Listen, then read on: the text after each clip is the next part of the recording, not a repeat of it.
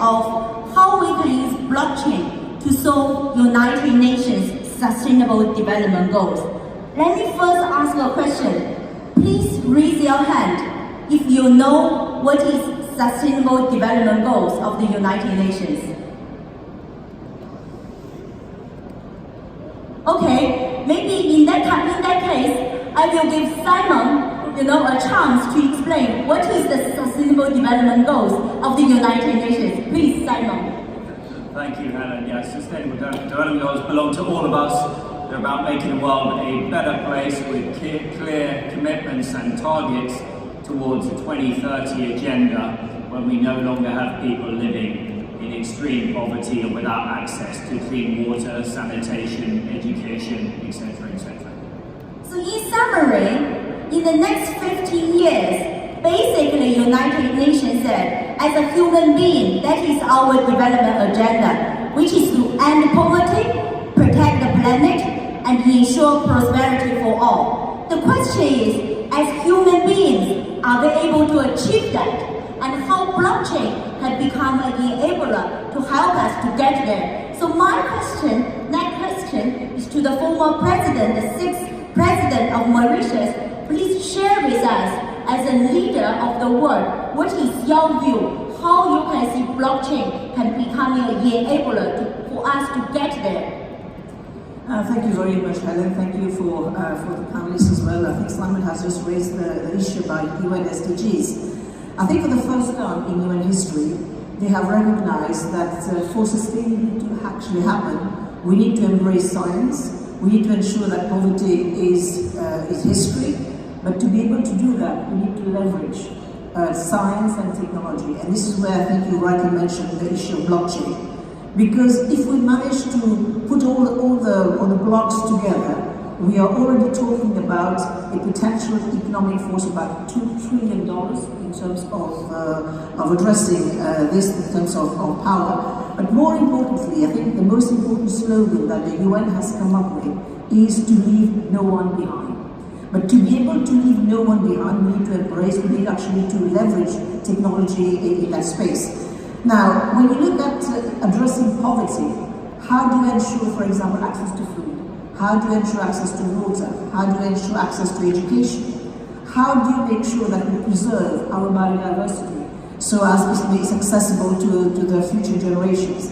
And I think this is here where, with blockchain, as we rightly said, there is a way of addressing this. And one thing I can think of, for example, the African continent, is how to make sure that we protect that very fragile biodiversity. Because one thing we have to understand, that there is connectedness for us with nature, so as to make it, to ensure that it is still there for the next generation. And this is where I feel that with blockchain, we can save, for example, the biodiversity, we can save traditional knowledge, we can save so many things, and already at the level of my foundation, we are addressing this in terms of addressing the safeguard of traditional knowledge using blockchain technology. It will be a first to Africa, and also it will be a first to the world. Thank you, Professor. So I really like what you said, the bottom billion, because today, when we think about next 15 years, we live in a world of 7 billion population. The bottom billion are those people being left behind. Before we even talk about blockchain, we have to recognize those people are not even in the existing financial system.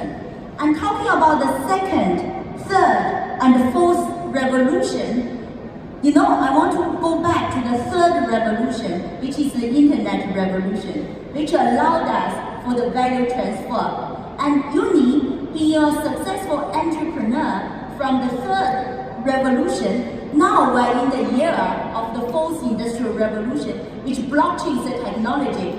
Please tell us, how can you see as an entrepreneur, you are going to use that technology for your business? And do you plan to use that to empower the bottom billion, which actually in the last 20 years we failed to do as human beings?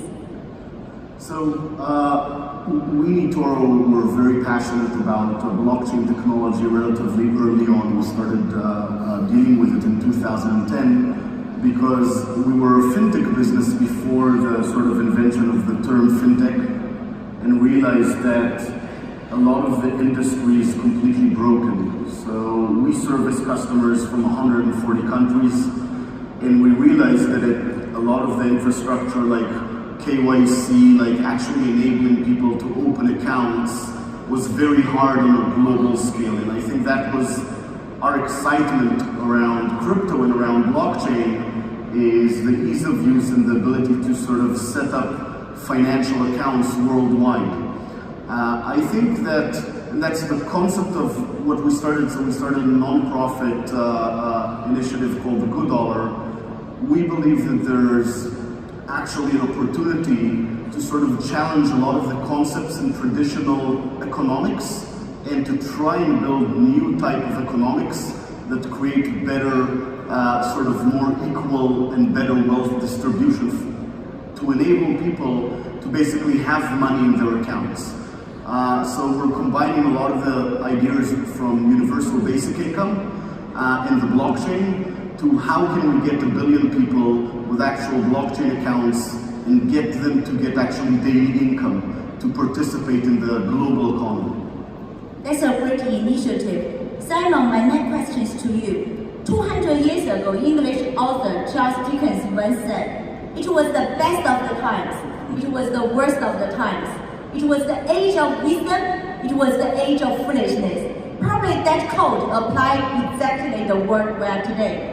You have been leading the world, one of the world's largest humanitarian development organizations. Please share with us the journey you went through, and going forward as a world leading organization, do you see you can use blockchain to make a difference?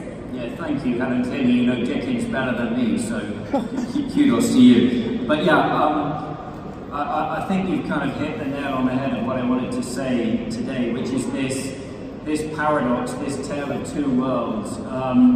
My organization, Mercy Corps, we're in 41 countries around the world. We're a team of 5,500 people, and really working in the most fragile places on the planet. So that's in a place called Taiz in Yemen at the moment, which is cross-conflict lines. Yemen, a country where there's 22 million people in need of humanitarian assistance. Teams in northeast Nigeria, where there's 2.2 million people displaced.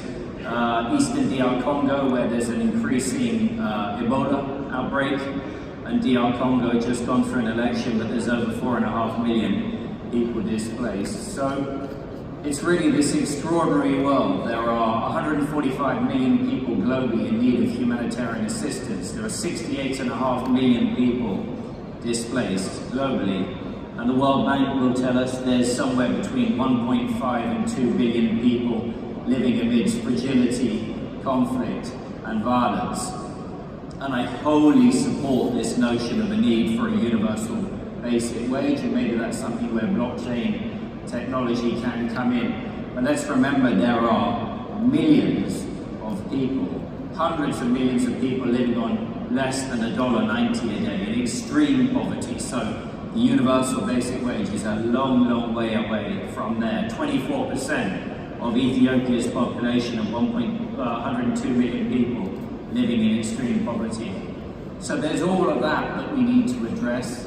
And let's face it, the gap is actually widening.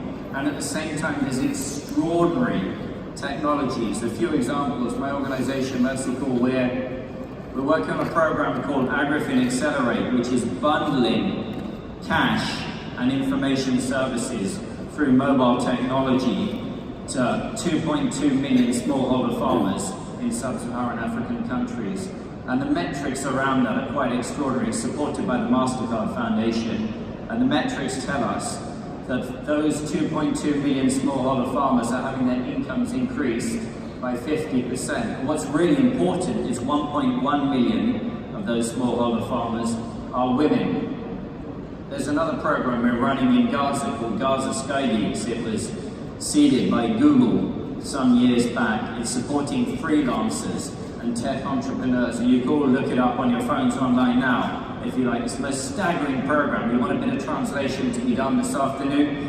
Go look for our Gaza Sky Geeks team inside Gaza. They're not out of Gaza, they can't get out of Gaza, but they can be paid for services inside Gaza, and you can see their ratings. So there's this extraordinary opportunity in our world, but the paradox is it's not available to everyone, and there's an awareness of that opportunity, which is then fueling grievances, which is fueling displacement, which is fueling conflict. So what we need to do, and if we're going to be successful around the SDGs, as I said, Helen, they belong to all of us, we have to push these technologies, these innovations, into those most fragile settings. And that's what we're trying to do. And what do you think the bottlenecks right now in order to push the technology to there? Oh, I mean, number one bottleneck. There's a long list, Helen. Number one, I think it's understanding opportunity in these contexts. You can go to rural Central African Republic, and frankly, if it wasn't called Central African Republic, many people wouldn't even know where it was.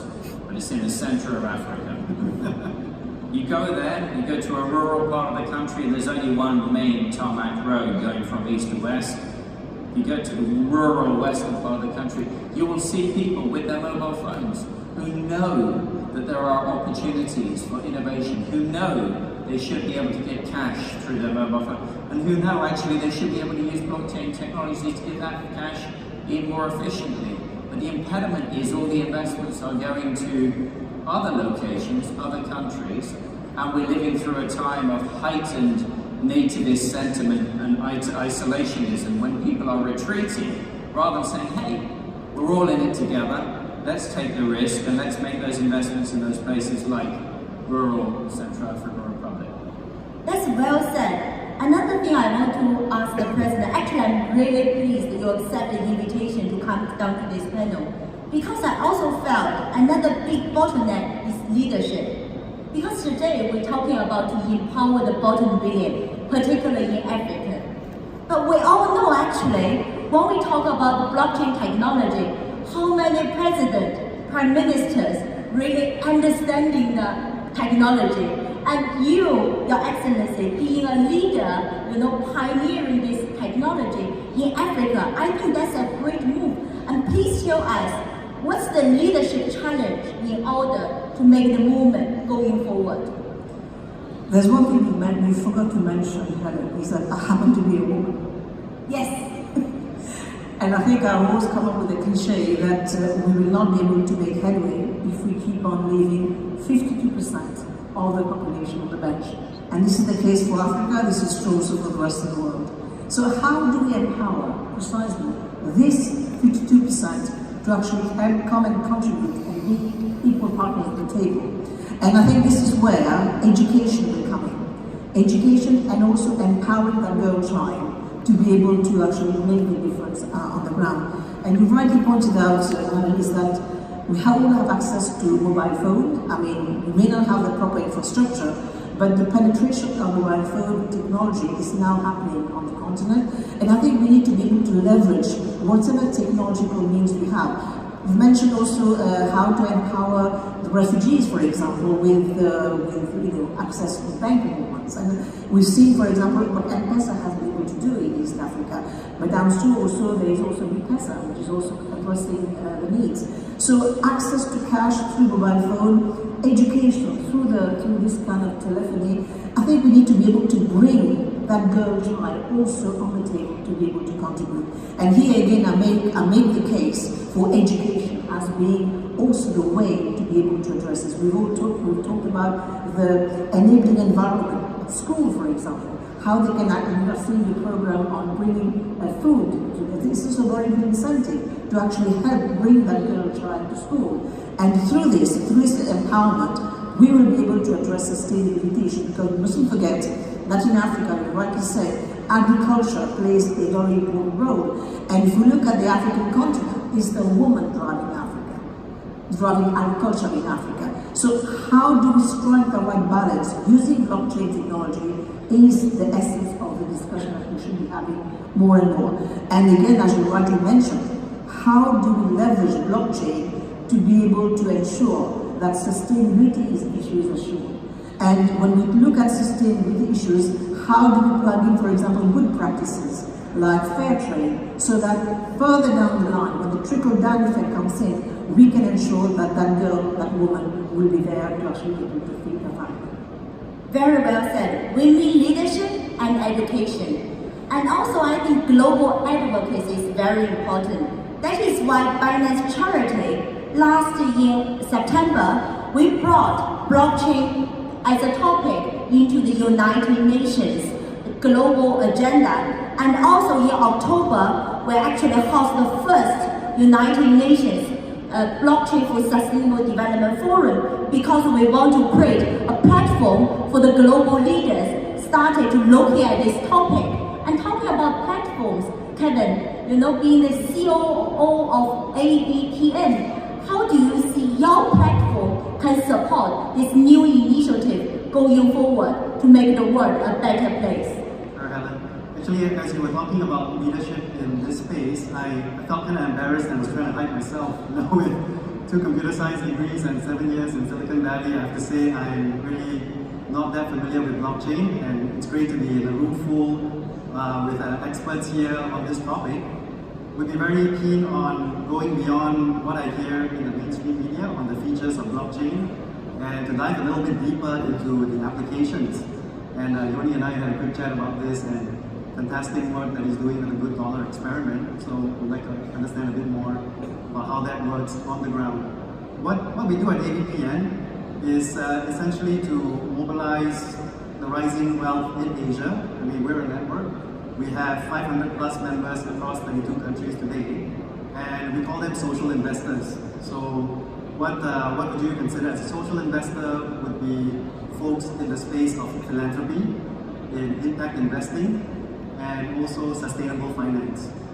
In other contexts, they refer to that as ESG investing. So what we do as a network is essentially mobilize all these organizations and individuals to think about how they can direct their collective wealth and resources towards greater social and environmental impact. I mean, you look at a place like Asia, and I think most of us would agree that going off the SDGs, the issues on the ground are getting more complex and getting more interconnected in the way that solutions need to come about. And when we did a survey of our members, I mean, in a place like China, we've got something on the order of 830 billionaires a year, right? So wealth was created very quickly, very rapidly, and at the same time, the infrastructure for deploying that wealth towards social impact is at a very early stage.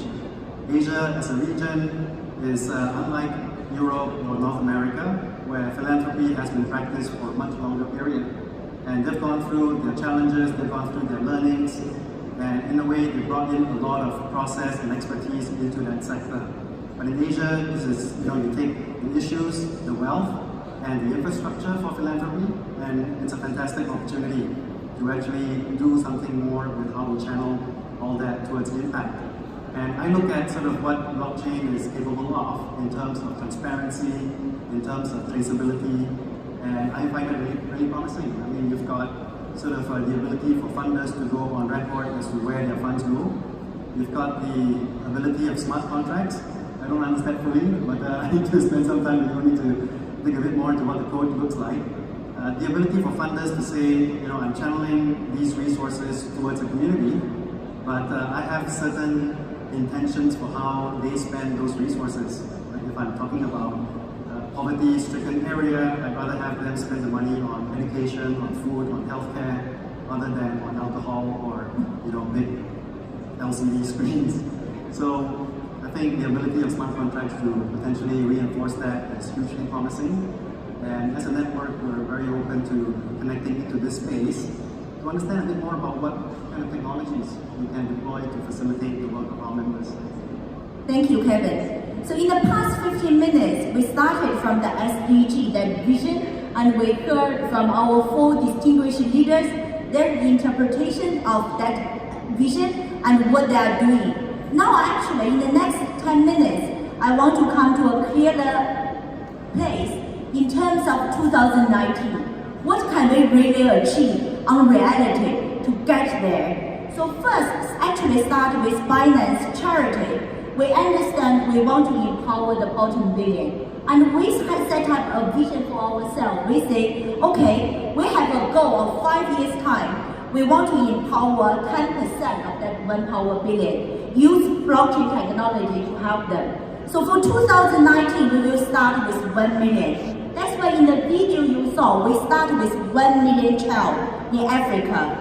We start to feed them, and we want actually, if we can build a direct value transfer, a transparent system to them, next in the future we can do education, we can do more things. So that's the goal we set for ourselves. So we want to hear from our panelists, what is your personal and organization goals for the 2019? What you want to achieve to leverage the blockchain technology for the vision you just told us. I will start with Your Excellency President. Please go ahead. Thank you very much. You've mentioned something, again, the dates have been mentioned. We're talking about addressing the needs of people by 2030. 2030 is 11 years from now. We have started, as you have rightly said, advocacy, but I think we need to see more trickle-down projects on the ground so as to really make it happen. So if we are going to be able to meet that target, we have to move very fast. And I think Kevin has mentioned also the issue how blockchain can ensure transparency.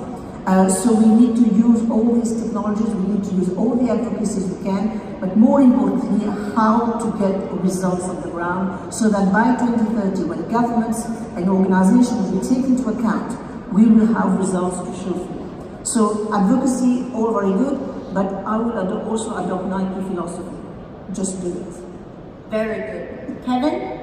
Alan, I think it's great that Binance Charity Foundation is making this commitment to support the bottom of the pyramid.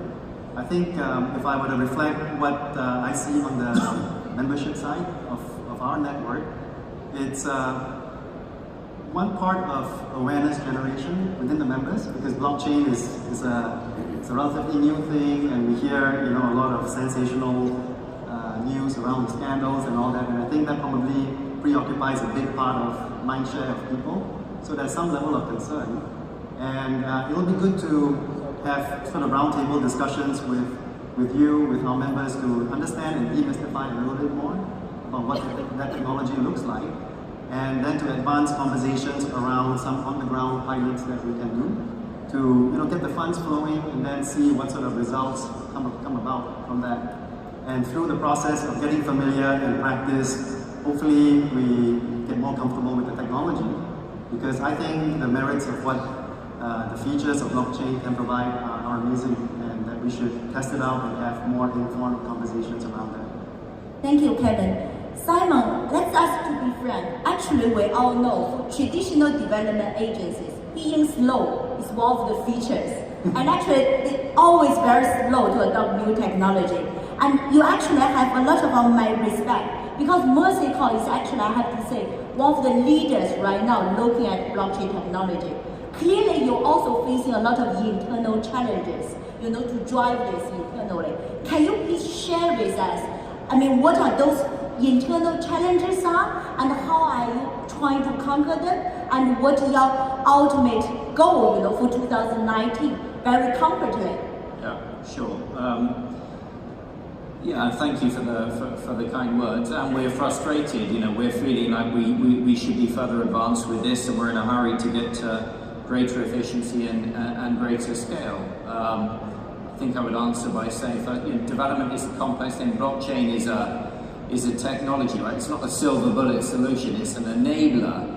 But development, achieving the SDGs, is a complex process. We at Mercycoin, we made a commitment in 2016 at the World Humanitarian Summit to distribute 25% of our humanitarian programs through cash transfers, because invariably cash is better than commodity, right? Give people cash, give them the freedom to choose. We're at 40%, right? Last year we reached 28 million people in 41 countries, so 40% of our humanitarian programs. However, we haven't been able to make that switch to adoption of blockchain technology, because often, let's take an example like North Uganda, 1.3 million South Sudanese refugees. They come fleeing the horrors of violence. They haven't come with a great education. They haven't brought a lot of assets with them. So you need to invest, just as President Gurib said, in education programs. You have to invest in digital literacy programs, in financial literacy programs. That takes time. And of course, they haven't got the platform, they haven't got the smartphone technology, they haven't even got often basic cell phone technology. So who is going to underwrite some of the cost of that in order to get the platforms going, the more efficient system? So it takes a multi-stakeholder collaboration between humanitarian organizations like Mercy Corps, between wonderful foundations like the Binance Charity Foundation, between other foundations and government partners to bring that connection together. And that's what needs to happen, and that's what we're looking to achieve in 2019 and beyond. Thank you, Simon. Very well said. And I think you also highlighted one thing, which is the last mile solution. And that's actually the question I want to go to ask Uni. Because now, you are being very successful, as an e-commerce company. But now using blockchain, most of the bottom billion people, they don't have infrastructure. They don't have mobile phones. Now you're talking about your GoodCoin project. How are you able to develop the last mile solutions to solve that? So, first of all, we're not trying to solve everything, so we are assuming we're talking to people who actually have phones and smartphones, and actually there are over 1 billion people who have smartphones but don't have a bank account. And I think that's really where a lot can improve. We are looking actually at blockchain and smart contracts as a silver bullet, not as an enabler. So we believe that, and that's what we're doing in 2019, we're launching the $2 experiment basically as a global open source universal basic income scheme, which basically means we're trying to develop viral money, or money that redistributes itself to as many people as possible, which is just thinking about money in a very different way. So thinking about money that actually redistributes itself to the poorest people constantly, instead to the richest people, which is how traditional money works. So we're really trying to sort of reinvent it as a blockchain technology. We think that the biggest problem is that the billion people with smartphones, they can't access blockchain or crypto because they don't have a bank account. So they have no way of actually buying cryptocurrencies. So the problem is, how do you get them free cryptocurrency? How do you actually create something that gets them some basic money so they can start playing around with that new form of money? And it's a different way of thinking about the problem. Not using the existing economic infrastructure, but simply trying to build something new, something different. Thank you for sharing. Actually, CZ, in his early talk, he mentioned about his whole personal philosophy about running Binance. There's a saying very actually true within the Binance organization. What we say is, whether it's a black cat or a white cat, as long as you catch the mouse, it's a good cat. So we really focus on the last mile solution. Now we have that vision. Basically, with the two projects you saw in Uganda, actually we put our team on the ground, trying to develop in that last mile solution. And to summarize our finding, I would say, blockchain is just an enabler, it's a technology. But in order to get there, you need to understand what's the political issues to get the endorsement, and most importantly, you need to work on the operational side. That's actually even tougher than the technological side. The combination of those three can really get us to there. So my next thing I want to ask our panelists, basically is on transparency. Because we developed a platform making charity transparent. Simon, as we all know, the agency, including United Nations, sometimes when you give $100, you have no idea how much money it went into the end beneficiary. That's why we believe, at least today, blockchain, we can make charity transparent by developing this platform for all of our donations. So from the traditional industry, do you like it? Do you accept it? Do you see it is challenging? Yeah, we love the idea of it and we welcome it. It's the how-to bit, Helen, that we need to get to. For us as a large international NGO, we know there is more to do. We know there are those close to 2 billion people trapped in fragility, conflict and violence. And it's how are we going to address their needs and help them to harness the opportunities they can identify for themselves with the same very finite, limited amount of resources. We have to get more efficient, we have to get to greater scale, and that's where these new technologies can come in. Now, just very quickly, if you'll allow me, I love the black cat, white cat. That is great, and I'll just be a little bit provocative as well. There are many, many colors of cat, and there are many other animals as well, right? So the vital thing with, and actually your point about silver bullet, that's interesting, and I'd love to talk more about that, but it's understanding context, which is so critical. No two contexts are the same, right? And that's what we need to do in these kind of dialogues, is also push one another to truly understand solutions in different contexts. Very well said. So I want to ask each of our panelists give one sentence as a takeaway from this panel for our audience. I will start with you, Your Excellency.